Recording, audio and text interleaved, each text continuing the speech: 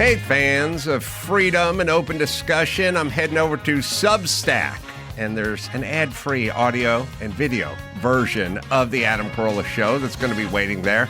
In the near future, you'll even be able to watch ACS Live, unedited, as we record it, participate in the show via live chat. That'll be coming up very soon.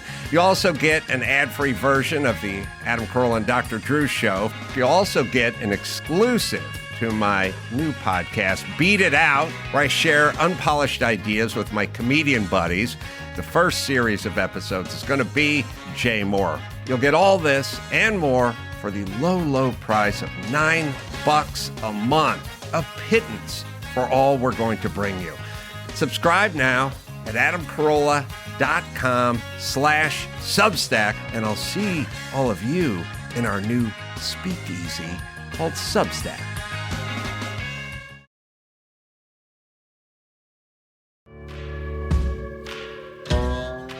I'm Alice. And I'm Brett. And this is the Prosecutor's Legal Briefs.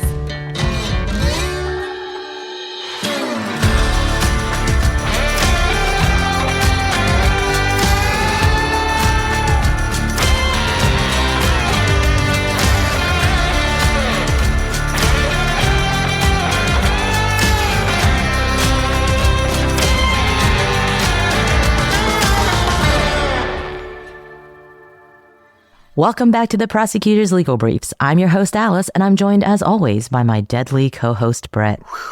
That's right. Deadly violent, I am. Or not. Or not. This is the Probably question. Probably not, actually. This is the question, isn't it? It totally is. Wow. Guys, we're so back. Can I tell you a Bretneyism? Because sure. it fits here. So, Bretney doesn't let us go to the bathroom by ourselves, shall we say. And so, like, no matter how hard I close the door, I can't lock it because then she'll lose her mind. So I close the door and she bursts in and she's like, I am here. I am very here. Well, Luigi Mangione is very in the news, is the best way I can put it. Very in the news.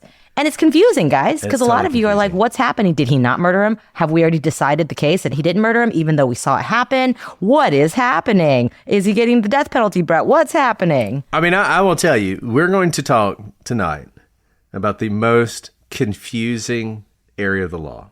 I mean, except maybe like ERISA. ERISA might be more confusing, just because it's so boring that everyone dies before they learn it. They're just like bored to death.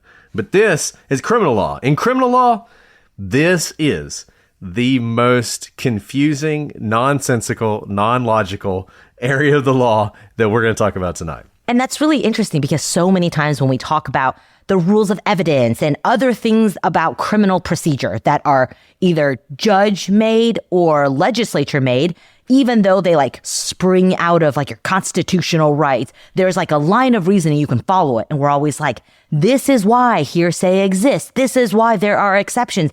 And you guys can nod along, even having not gone to law school, or some of you have gone to law school, to say, I see the reasoning. I understand why the legislature would do that. Here, you guys can ask us all of the clarifying questions and we will just look back at you blankly and say, yeah, I'll know.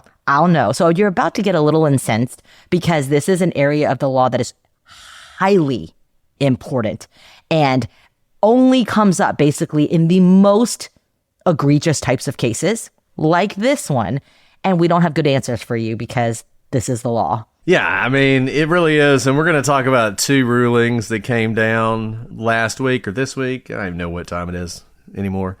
In the Luigi Mangione case, they're important rulings. We discussed one of them, not the ruling, but the motion a few weeks ago, the motion to suppress, which really was the key to this case. I mean, I'll say this, not to get ahead of ourselves, but most likely that ruling is going to decide this case, and this case will be pled out. I think that's probably what's going to happen. But we're going to talk about that ruling. But the main ruling we're going to talk about, and the place we're going to spend our most time, is the one that generated the most inflammatory headlines, that confused everyone, that had the gallery in flames. No one could figure out what was happening. And it was like, people would ask questions, and I sort of struggled with myself. It's like, I could write a 25-paragraph explanation of what happened. Or we could just wait to do legal briefs. So we're going to do legal briefs and explain it to you the best we can, but don't expect it to make sense when we're done. No, this is not we're going to clarify everything. It's going to be clear as mud at the beginning and the end. So taking you back to Luigi Mangione. You may remember he is currently on trial for shooting a CEO in the head in broad daylight. It's caught on video. He was apprehended. And you may recall that Mangione attempted to suppress the evidence that was in his backpack when he was found sitting at a McDonald's. I believe it was a McDonald's. He was arrested there and it was sitting next to him. They seized the backpack incident to the arrest. Now, we did an episode on it telling you that the evidence would not be suppressed in that case, even though we also agreed that if we were defense counsel, we would try to suppress that seizure. Now, the district court agreed with how we thought that was going to come out.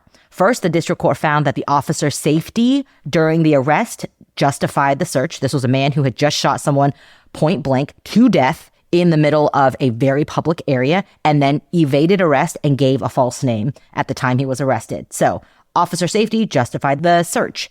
The search would have also qualified as an inventory search since the backpack was also seized when he was arrested.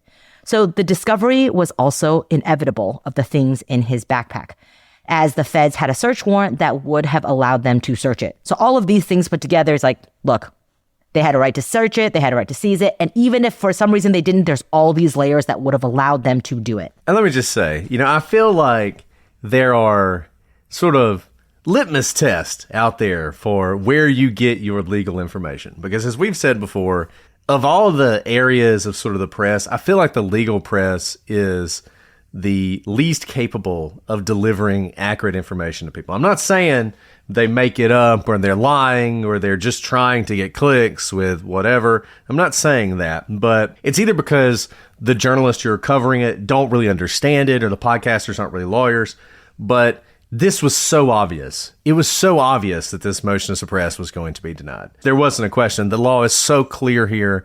There are so many exceptions. He fell under all of them. I don't even know if we talked about inventory searches, which are always a big one. I can't remember if we talked about that.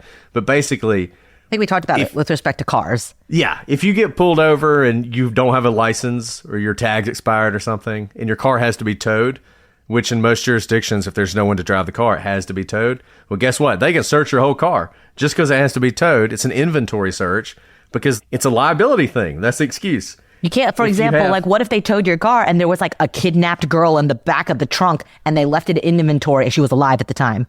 And they just we can't go in there. And you hear someone knocking in there.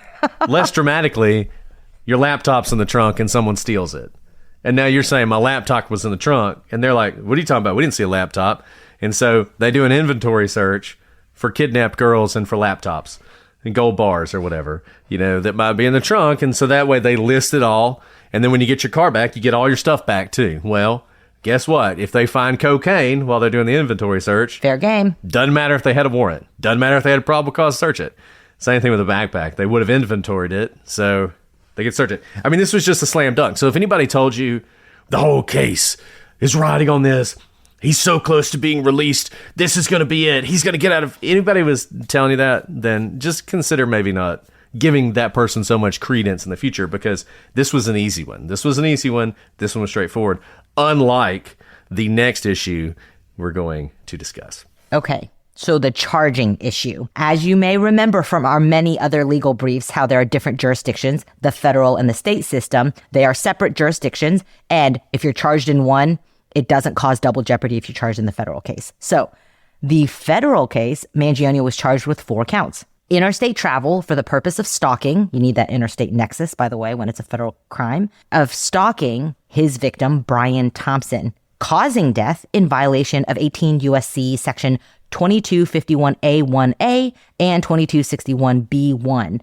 He was also charged with use of electronic systems for the purpose of stalking Brian Thompson, causing death in violation of 18 U.S.C. section 2261A2A and 2261B1. He was charged with murder through the use of a firearm in violation of 18 U.S.C. section 924J. And the 4th count, the use of a firearm equipped with a silencer in connection with the crime of stalking in violation of 18 U.S.C. section 924C. In other words, 2 stalking charges and 2 gun charges. Connected to the stalking. And you may note, this is what he was charged with. What was he not charged with? Murder. He wasn't charged with simple murder. I mean, which is what he assuming he's guilty, which pretty safe assumption, but assuming he's guilty, that's what he did, right? He murdered the guy, walked up behind him, shot him back of the head. He murdered him. There's just no question. So why isn't he charged with murder? Well, there's a pretty simple reason for that. There is no general murder statute in the federal system. So there is no charge in the federal code that just says, thou shalt not kill, right? That doesn't exist. And just because you murder someone in the United States doesn't mean the federal government can prosecute you. The closest we have is 18 U.S.C. section 1111. And people Google this and they see that and they're like, oh, well, there it is. But unfortunately, it's nowhere near as straightforward as it might seem. There are only a few narrow circumstances in which that applies. And they don't include this particular homicide. It's something like, killing a federal judge, or killing someone on the high seas, or murdering someone in a national park, right? Those are the kind of things that might result in a federal murder charge, or if it's in connection with a different federal crime, right? So like if you rob a bank and you kill someone, then maybe you could get 1111, but just a typical murder, not going to count. And people get this wrong all the time. Just because you walked across the border to murder somebody doesn't mean it's a federal crime. That is not sufficient, right? So he's not charged for murder. He is not charged under this murder statute because it doesn't apply to him. It doesn't apply to 99% of the murders committed. And the state courts are courts of general jurisdiction. That's what we call them. General jurisdiction. That means they have jurisdiction over every single thing that happens within their borders. The federal government, and this is probably weird to those of you in other countries because, once again, the very unique sort of American system, the federal government does not have general jurisdiction over all crimes committed within its borders. It only has specific jurisdiction that's granted to it. And remember why that is. We fought a revolution because we didn't want a king. And so back in the day, the colonies were very skeptical of having even one central government and one powerful centralized government, and it was supposed to be to the states. That's why there's general jurisdiction in the states, but not for the federal government. And when the country started, federal crimes were incredibly narrow. It was piracy. Yeah, pretty much. It was admiral law. Yeah. It was basically admiral law. And it's expanded considerably over the years. The war on drugs expanded it a lot. I mean, that's a big hook for a lot of federal statutes. Obviously, when, gangsters were robbing banks, John Dillinger and stuff, bank robbery, robbing trains, that kind of thing, that stuff became sort of a federal jurisdiction thing. But you think about it, like the FBI didn't even really exist until the early 1900s. So it's just much narrower. Federal jurisdiction is just much more narrow than state jurisdiction.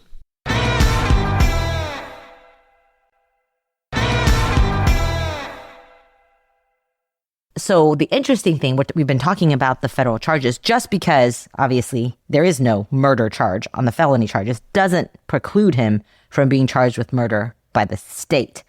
But this is obviously such a high profile case. If you remember right when it happened, Pam Bondi, right? She came out and was like, let's seek the death penalty federally, which has nothing to do with the state. There's federal death penalty. And then depending on the state, if the state has death penalty, they can also seek death penalty for their state charges. But she asked for the DOJ to seek the death penalty in the federal charges.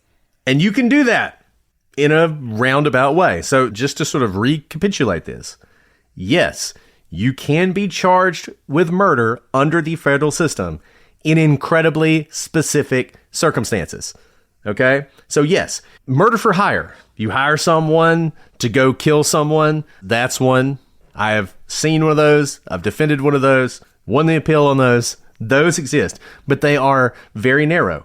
And typically, walking up to someone on the streets of New York and shooting them is not going to result in a murder charge. And there is no murder charge in this case. So that's the first thing. But as Alice said, very quickly, it was made clear the DOJ, the federal government, wanted to charge this with something that would result in the death penalty. And that is where 18 U.S.C. 924 comes in. So 18 U.S.C. 924 is basically the use of a firearm in a federal violent crime. So if you commit a violent crime and you do it with a firearm, you can be charged under 924 with a couple different counts. 924J, which Alice mentioned earlier, which is murder through the use of a firearm, and 924C, which is the use of a firearm, in this case, equipped with a silencer in connection with a crime of violence, right? So both of these counts require that you charge a federal crime of violence in order for them to apply. Okay, that is the most important thing for you to know. Crime of violence, super easy, right, Brett? It basically describes itself, a crime of violence. You don't even need to define what that means. And shooting someone in the head in the middle of the public streets is obviously a crime of violence, right, Brett? Obviously. Before we get to that, because you would think this is so super obvious, right? I'm going to read to you 924J and 924C, just so you know what they say, okay? So 924J says, this is 18 U.S.C. 924J, criminalizes a person who, in the course of a violation of subsection C, causes the death of a person through the use of a firearm, shall, if the killing is a murder, be punished by death or by imprisonment for any term of years or for life. So 924J is saying, if you commit a crime that falls under 924C and it's a murder, you can get the death penalty. This is the key. This is the way that DOJ was going to pursue the death penalty against Luigi Mangione. 18 U.S.C. 924J. Now remember, in order for J to apply, C has to apply, right? So let's see what C says. 924C. It criminalizes any person who, during and in relation to any crime of violence or drug trafficking crime, for which the person may be prosecuted in a court of the United States, uses or carries a firearm, or who, in furtherance of any such crime, possesses a firearm. So essentially, 924C requires you to have engaged in a crime of violence with a firearm. If that firearm results in murder, 924J allows for the death penalty. Easy peasy. Yes. Easy. It's like a board game. You build on top of each other, right? Yeah, it's building just blocks. Logic. Just logic. 924C, are you going to use a silencer? Check. We got the silencer. Does it result in death by firearm? Check. We definitely know that, right? That's not what they're suppressing. So death penalty, correct? So death penalty, right? Everybody say it with me. Yes. Yes. Obviously, the death penalty is on the table here. Oh, you sweet summer child. If only it were that simple, because you are oh so wrong. Here's the problem. To you, to me, to every other common sense holding person in the world, including the judge who's going to rule on this case, by the way, stalking someone so you can walk up behind them and shoot them in the back of the head is a crime of violence. Just look at the facts of the case. In fact, I didn't even think you had to, it's like redundant to call stalking violent, right? Like I've never heard of like friendly stalking, right? You stalk, nobody likes to be stalked. That's why you can charge someone with it. You don't have to like differentiate in like the court of law. Like, well, it was only friendly stalking. I was only watching her shower Monday, Wednesday, Friday for fun. I wasn't going to hurt her. Yeah. So I don't think there's anyone listening who disagrees that stalking, particularly when it ends in shooting someone, is a crime of violence, right? We all would agree on that. But the problem is you have now entered the twilight zone of American jurisprudence. And it is a dimension not only of sight and sound, but of mindless legal distinctions that only a court, in this case, the Supreme Court, could imagine. We call it the Johnson zone. So here's how the district court described it.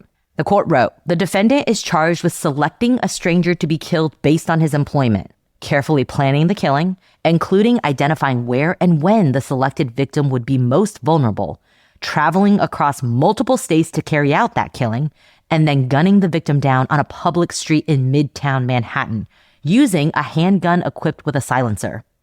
No one could seriously question that this is a violent criminal conduct. And yet, over the course of the last 2 decades or so, the Supreme Court has embarked upon a legal journey explained herein that now requires lower courts to engage in an analysis totally divorced from the conduct at issue and centered on the hypothetically least serious conduct that the charged crime could possibly cover. This is typically shorthanded as the categorical approach. Great writing, and boom. And she goes on.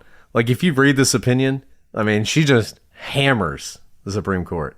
But once you get into the categorical approach, it is, I hate this with a passion of 1,000 suns. We deal with this all the time. I hate the categorical approach because you know what? It doesn't make any sense. It's totally counter because up until now, we've told you that it's all about case and controversy before you, right? We've told you how even if generally you're like, I hate pollution, so I'm going to run to the court and be like, pollution, rah. If you don't have a case in controversy, like it didn't harm you specifically, and you're not directing it at like a specific plant that, I don't know, built a smokestack on your property, you don't really have standing to bring something. And so it's specific to the individual. What does a categorical approach do? Doesn't look at the individual, puts you into a category. And if you fall within the category, you can imagine it's like a spectrum. And with a spectrum, you're going to have low ends of the spectrum, high ends of the spectrum. If you fall within it, everyone gets treated the same, no matter where you fall within that spectrum, as long as it's the categorical approach. So the kind of crimes that are not a crime of violence under this approach include, wait for it, don't get too angry because I have a list. I have a list that will only make you angrier. So these crimes are not crimes of violence as defined by the Supreme Court. Arson. Friendly fire. How is that not a crime of violence? So arson, even if it results in death, not a crime of violence because categorical approach. Wait for it. I dealt with this case specifically. This is when I came to truly hate this crime of violence categorical approach. Kidnapping, not a crime of violence. Talk it back to yourself. Kidnapping, not a crime of violence. Ever. It's never a crime of violence. Ever. I mean, like, not if you were like puppies and they like joyfully walk in and get to pet a puppy to dragging someone by their hair out of bed, that whole thing. Nope. Kidnapping, not crime of violence. Attempted carjacking, also not a crime of violence. How could this be? This judge, as you can tell, this district court judge that has the Mangione case, does not agree with this very clearly, but is doing the right thing, which is that you have to follow the Supreme Court, the supreme law of the land. And let me just say, let me give a brief rant on this because I'm glad you brought that up.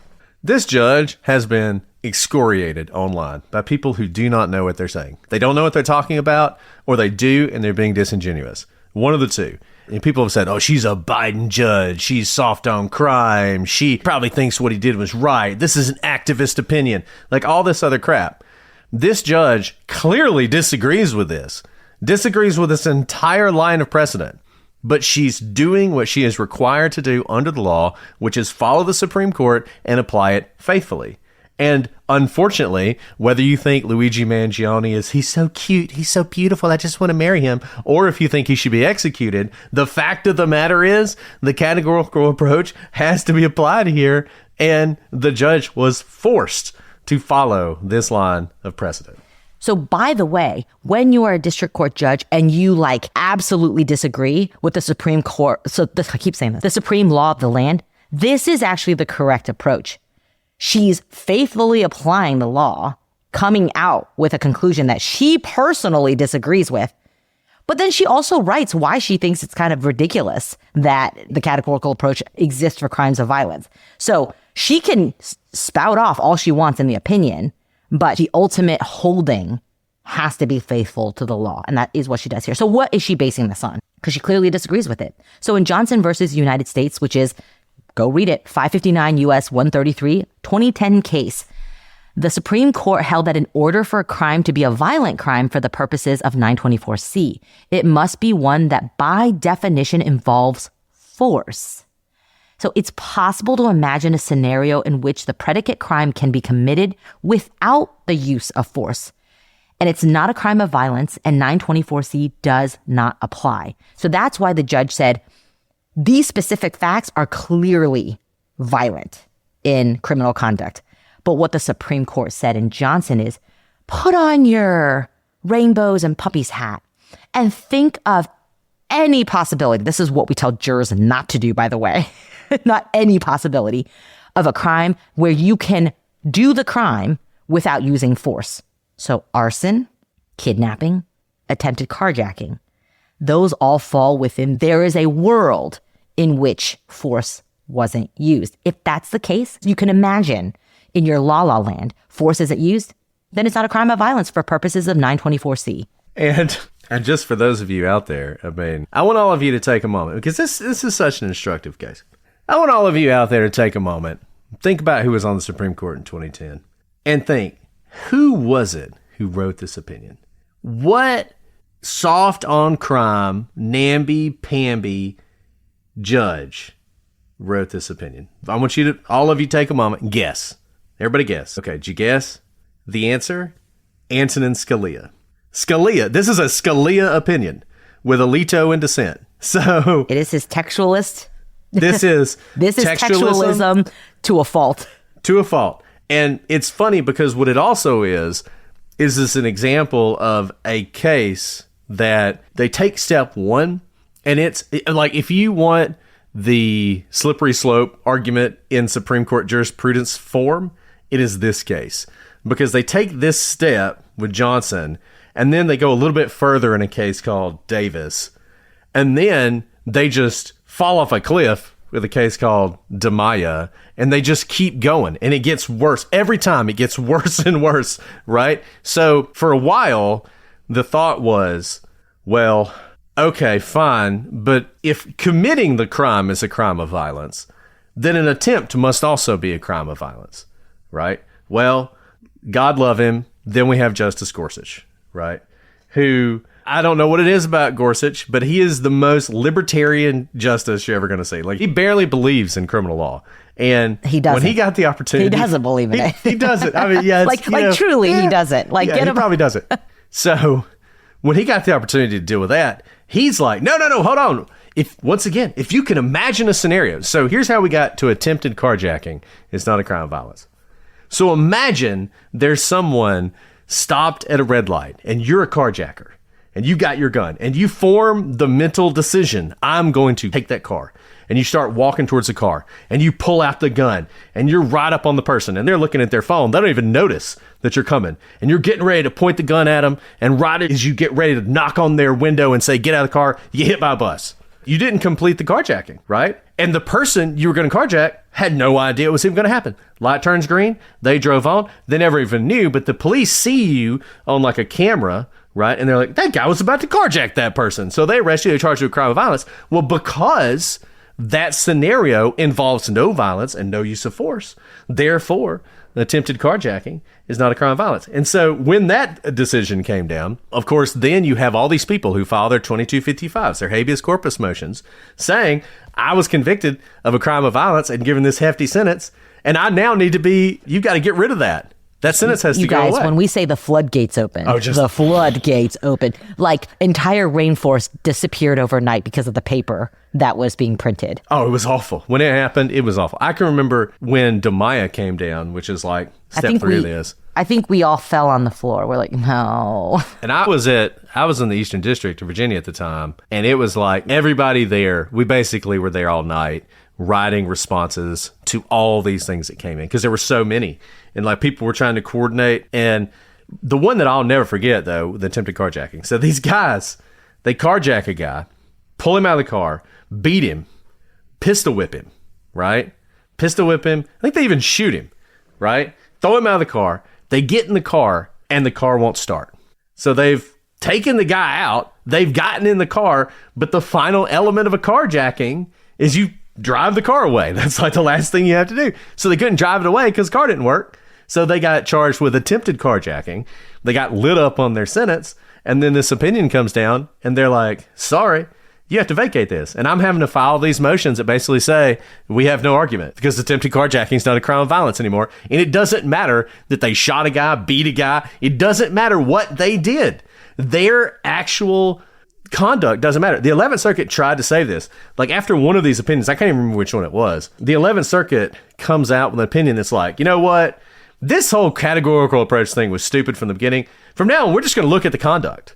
Which makes sense, right? Which makes sense. Because, by the way, we haven't gotten into this, and we're not even going to, but just to let you know what the basis for this is, it's all about void for vagueness, right? It's about vagueness. So you have a right to know ahead of time what's illegal, what the potential penalties are for you, right? So the whole notion is you have this thing that says crime of violence. Well, you should know going into your crime what a crime of violence is. Because if you don't know it's a crime, it doesn't actually matter if you know. But if you can't know if it's a crime, even if you looked at it, then it must be vague. So if you have this thing that says crime of violence and you looked at it and you said, well, obviously, arson isn't a crime of violence because maybe there's no one in the home. It's an abandoned building, or you accidentally you were throw just a going to burn a match little and bit, keep walking, and the whole thing burned down. Yeah, or you were just reckless, which we're going to come up in a second. You're just reckless, right? Well, then you wouldn't know, and it's like, yeah. But the reason that's stupid is because if we just say we're going to look at your actual conduct, then you do know, and that was the 11th Circuit's thing. You know what you did. And you know that beating a man with a pistol, pulling him out of a gun, and stealing is a violent crime. So obviously it's a violent crime. The Supreme Court, nope. Again, going back to like how this is counter to all the other ways that we practice criminal law. Okay, why do we sequester a jury? Not always, right? But in like high profile cases, we sequester juries because we want them to only listen to the information in that court because it's going to be specific to that defendant. We don't want them hearing all the other stuff out there, the possibilities, hypotheticals, what could have happened, what didn't happen. Why do we have character evidence, right? We can't bring in past convictions. We can't just be like, this guy's a really bad dude, right? Because we have to look at the specific facts of that case, the conduct at issue in that way. You can't just bring someone in and profile them and be like, all really tall guys assault people. This guy's really tall. Categorical approach, right? No, you have to look at the specific conduct of that person. This is like criminal law across the board, right? You don't just get charged with something because you fall into a category. But that's why this is also counter. It makes my brain explode because it's counter to everything else that we do within criminal law. And it feels highly unjust. Okay, Brett, you mentioned recklessness. Let's talk about that.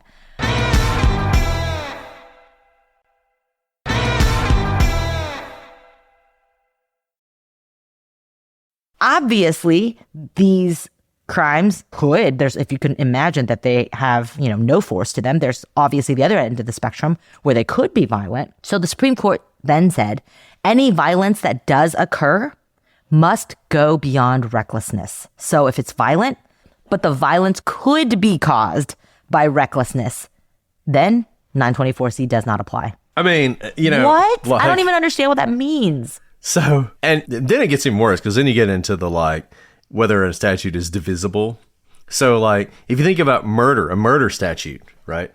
So you may recall that second degree murder, I think it's usually second degree. Recklessness it can be enough for second degree murder, right? So remember Karen Reed.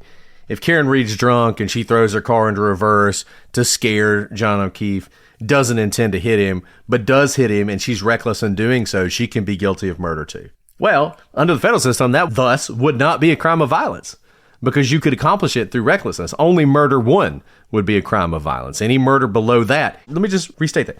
Any murder or manslaughter would not be a crime of violence necessarily. We haven't actually gotten to this. They've never actually said this, but I think it follows logically, right? Would not be a crime of violence because of the recklessness thing.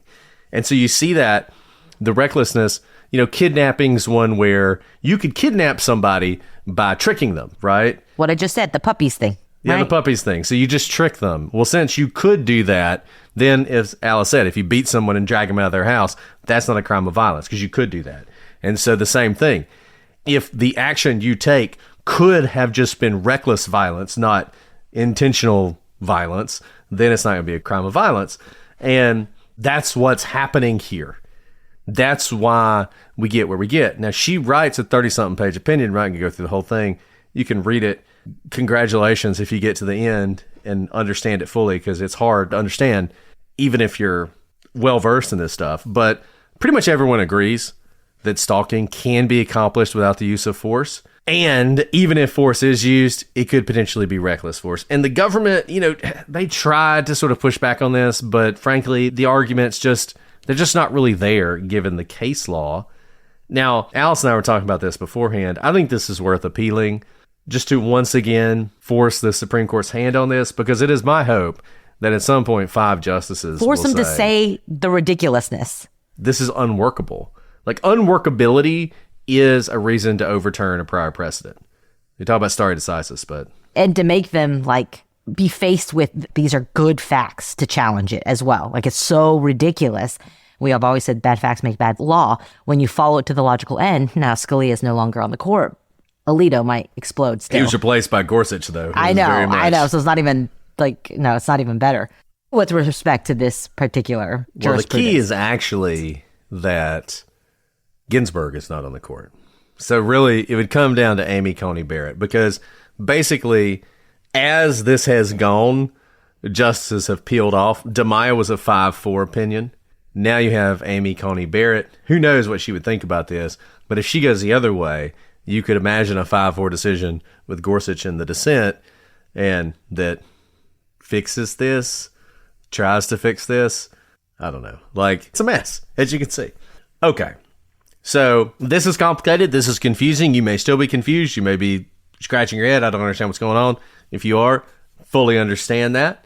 But practically speaking, the result is that those count 3 and count 4 that we talked about, the ones that are both 924 counts, which are the crime of violence counts, the one that gives you the death penalty, that's 924J, that operates through 924C, which is what Johnson's about. Johnson's about 924C.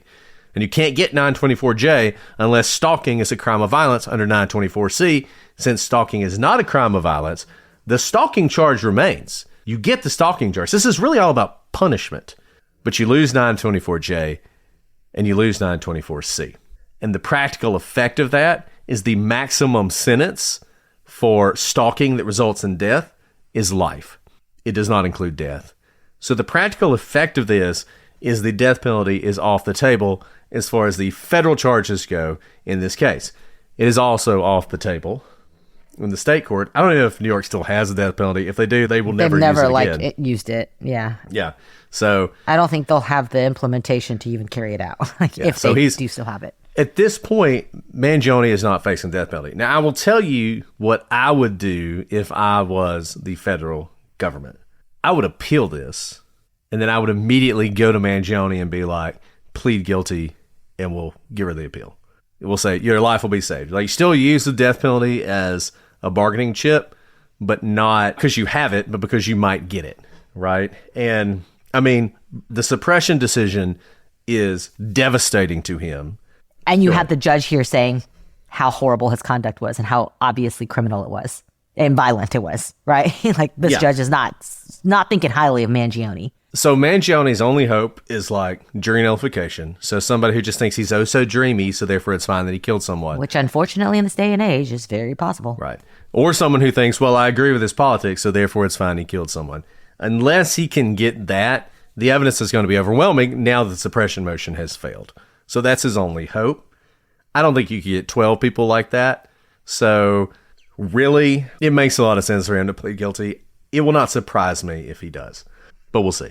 So that is where we stand on the Luigi Mangione case. We'll have to see what happens as it goes forward, whether or not there'll be an appeal of this issue. As Alice said, I mean, the one good thing Luigi Mangione could do in his whole life is get Johnson overturned.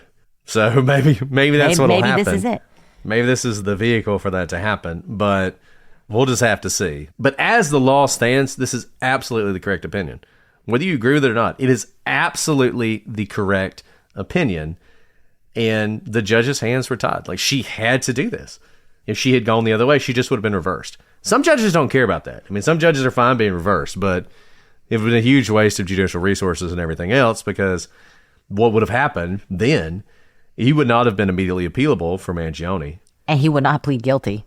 He wouldn't plead guilty. He'd go to trial. He'd get convicted. He'd get death penalty. Then it would get appealed. He'd get reversed, and we'd have to do the trial over again. So she did the right thing. So the bottom line here is, yes, this was like a big thing in the case, but it was not motivated by little p politics or big P politics. This judge had to do what she did because the law mandated it. And this is not some like ancient 1900s sort of case. This is very recent. And unless the Supreme Court does something about it, the categorical approach applies to the crime of violence. And I just think you've done attempted carjacking. I've had a kidnapping. And it happens all the time. It happens all the time. And it feels like just more and more cases, more and more things are being said not to be violent just because it's so broad. You just have to be creative and come up with a scenario where you could do something and it not be violent, and all of a sudden it's not a violent crime. And the districts and the circuits are pushing back as much as they can, but the Supreme Court's just committed. And I tell you who else, once again, has failed utterly to do their effing job is Congress, because this is a statutory problem. This is a statutory problem. They The Supreme wrote that Court said the definition in statute- there. Yeah, the statute is vague the way it's defined, so therefore it's a problem. DOJ, since 2010, in the Obama administration, first Trump administration, Biden administration, and second Trump administration, has been working on what they call the Johnson fix and attempting every single year to get Congress to just fix this so we don't have this problem. And yet Congress just fails to do it every single term. Congress, they're just so worthless. And the thing is, I get it. Like, everybody is very sort of divided and partisan and everybody hates each other. But it used to be that people could hate each other and like fight like cats and dogs over the things that people love to fight like cats and dogs. You can fight like cats and dogs over immigration and abortion and taxes and foreign policy and all that other stuff. But on stuff that everybody's kind of like, yeah, violent crimes, they're bad. We should probably make those illegal and have like a really stiff penalty for them. Congress generally would come together and pass stuff. And that has just ceased. Now you just can't get anything done. And so here we are, just a failure, an absolute failure. And I feel like Congress doesn't get enough crap for this. Like, we attacked the courts and we've spent the last hour attacking the courts. But Congress ultimately could fix this. This is not a constitutional issue. Congress could fix this, and they refuse to do it. And they're a bunch of lazy bums, and they all need to be thrown out. They need to all be victims of these non-crimes of violence. And they would just... Right? Like, this is not controversial. It's not controversial. And by the way, I was not calling for violence on them. The point is, like, if you see the effects of this, and we're seeing the effects play out right now, it's devastating. I mean, it's absolutely devastating here. Think about it's just wild. Kidnapping. I had children being kidnapped. Kidnapping was the quintessential federal crime of violence. One of the first big-time federal statutes passed in the early days of the crimes FBI. of violence. It's I had kidnapping. literal kids dragged out of their beds being kidnapped across state lines. Not a crime of violence. Well, like, there's this old Savannah Guthrie's mom. If she was actually kidnapped, guess what? Not a crime of violence. How is that possible? In what world does that make sense? And if the law is that, then the law should change. But they just refuse to do it. And I don't get it. So anyways, so that's where we are. That's where we stand. Anything else on Luigi Mangione? Not today. I mean, this is anything that happens in the case will splash across the headlines. I actually feel like unless he pleads guilty, it's pretty much done. I was going to say, it's basically over now, though. These are the big things, and I do think he'll plead guilty. I mean, he should. I mean, I don't know. I don't know his mindset. I don't know anything about him. He should plead guilty because of these two opinions. Maybe he wants to pull like a Hitler and use his trial to speak his truth, right? I mean, when Hitler was charged with the beer hall push, that was what he did. He used that as an opportunity to get his political philosophy out there, and that's how he became famous. Maybe Mangione, he's got his manifesto that he wants to talk about. He's going to use the trial as an opportunity to do that. Maybe that's what he wants to do, but unless he wants to do that, there's no other reason to go to trial. Now that the suppression motion has failed, there's just no real reason to go to trial because, I guess, like I said, you could try for jury nullification. But the thing is, you wrap it all up because, remember, he's going to be charged in New York State and in the federal court. He's going to have to go through this twice. You could wrap all this up. He could get sent to some cushy federal prison because he didn't want to spend the rest of his life in Rikers, right? I mean, he wants to be in Rikers. So make a deal where you plead guilty to the federal charge. You get life in prison.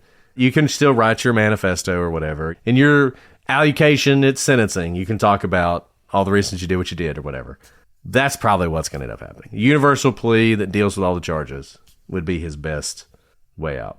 But once again, that's why I would appeal, because you have that chip, because he's getting life without parole. Whether he's convicted, this is, once again, I know a lot of y'all hate the death penalty, and I get it. Totally understand. You've made great arguments for why it's bad. But you know why it's good? Putting aside all the other stuff, because you can use it to plea bargain. And this is a case where, without the death penalty, if he pleads, he's getting life without parole. If he goes to trial, he's getting life without parole. So he might as well go to trial, right? You think about Brian Kohberger in Idaho. That was the chip that prevented that trial, giving up the death penalty. Same thing sort of here, though, like I said, I think you have to file an appeal to make that happen. The government has 30 days to appeal, and I would think they would. And it's an immediate appeal for the government because there's no recourse after trial, obviously. Anyway, do you want to answer any questions, Alice? Let's do you it. want to answer questions? Let's do it while I'm If you can make it. Who knows what's going to happen tomorrow? Barely hanging on, guys. I'm hanging on, though. Hanging on. You didn't record last night because Alice was like, I'm almost dead. It's true. But she had told me how bad she felt today. Look how crooked my life is right now. I would have said, hey, how about we don't do this? Can't win with you guys. I put up stuff and then you can talk about how crooked it is. Okay. So I don't know if this was a real question or not, but I'm going to ask it anyways. And it was whether or not, I mean, it doesn't really make any sense, but whether or not requiring someone to give a 5-star review to ask a question was extortion. Yes, That was it's extortion, and we're allowed to do it because we're not a state, so. She just made that up. It is not extortion. It's extortion in the same way that you have to pay $5 for a Big Mac, which frankly feels extortionate at this point. But no, extortion requires the use of force or threat. I don't know if it's a crime of violence. I don't know if it's a crime of violence. Probably isn't. It's a crime of violence. But in order to be a crime, it has to use force or threat. And we're not threatening you to get you to leave a 5-star review, though I'm not above it. But you're getting a benefit. Just like that Big Mac is a benefit. Let's see. So this is for you, Alice. So I'll ask you this question. This is from Paul. Paul says, for Alice, having lived and worked in Texas, did you know about Judge Ted Poe, who presided as felony court judge in Harris County? He was known for creative sentencing. Do you know anything about that? I know of Ted Poe. I think he was before my time. Oh. Before my time. He's an old judge, huh? Yeah. I ask if we know anything about creative sentencing, but in the federal system, there is no creative sentencing. There's no creative sentencing. That was before I moved to Texas. I practiced in Harris County in the federal court system, though, so never before those courts. So, sorry, I don't know. We can read about it, talk to you about it. I think that's enough questions. Alice is barely hanging on. Otherwise, I would ask another question because those two were short. But Alice is barely hanging on, guys. So we're just going to go ahead. I'm here. We're going to call it a day. If you have questions, leave a 5-star review. Bribe us. Might be bribery. Might be bribery. Leave a 5-star review. Ask your question. We'll answer them. Look us up. Go find us in the gallery. Shoot us an email. prosecutorspod@gmail.com. Join Patreon, where you can watch these be recorded. People in the chat are asking all sorts of great questions that we've been answering as we go. So hopefully that's helpful to both of them. And hey, we love you. We mean it. Oh, it's me to sign off, huh? It is you, yes. All right, look at that. I am here and for it. Well, hope you guys enjoyed it. As always, let us know what you think. But until next time, I'm Alice. And I'm Brett. And this is the Prosecutor's Legal Briefs.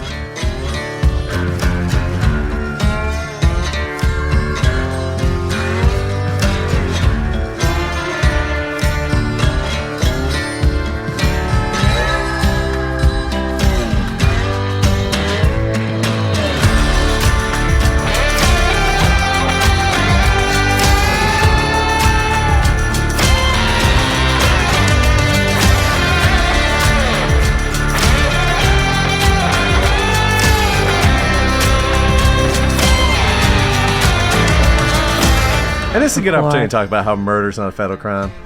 I know. Because it makes it sound like he didn't murder him. Yeah. But it's like, that's not the thing. That's not the issue. It's the federal hook. Somebody got mad at me on Facebook because I said, because I guess they had Googled federal murder and just assumed that murder was a federal crime. And I was like, it's not. Felony murder. Lost their mind. But, it's not. Most violent crimes I don't know what aren't. to tell you. I'm sorry. I wish it were, but it's not. Yeah. I actually don't wish it were. I actually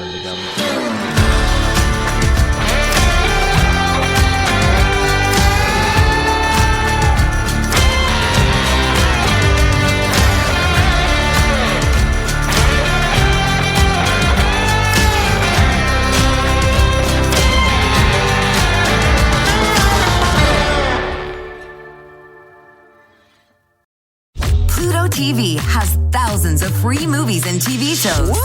This is the mindset. Free. This is the mantra. Free. This is the mindset. With movies like Joe Dirt, Pixels, and 50 First Dates. This is awesome. And TV shows like Survivor, SpongeBob SquarePants, The Fairly Odd Parents, and Ghosts. Pluto TV is always free. Huzzah! Pluto TV. Stream now, pay never. You're welcome.